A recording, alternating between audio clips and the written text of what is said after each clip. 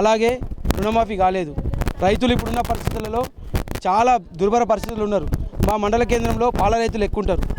మేము ఉన్నప్పుడు కేసీఆర్ గారు ఉన్నప్పుడు, గౌరవ కేసీఆర్ గారు ఉన్నప్పుడు 4 రూపాయలు ఇన్సెంటివ్ ఇచ్చేది, రేట్లు పెంచేది, పాల రైతులకు ధర ఇచ్చి వాళ్ళని ప్రోత్సాహకాలు ఇచ్చేది.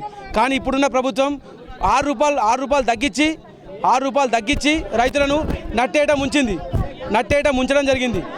దీనికి ముఖ్య ఉద్దేశం ఏంటంటే రైతుల మీద ఎలాంటి ప్రేమ లేని ఒక దౌర్భాగ్యమైన సీఎం ఉండడం అక్కడ ఇంపార్టెంట్. దౌర్భాగ్యమైన సీఎం ఉండడం తప్ప ఇంకో దిక్కు లేదు.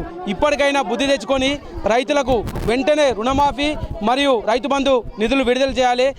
పండించిన ప్రతి గింజకు కూడా 500 రూపాయలు బోనస్ ఇవ్వాలి.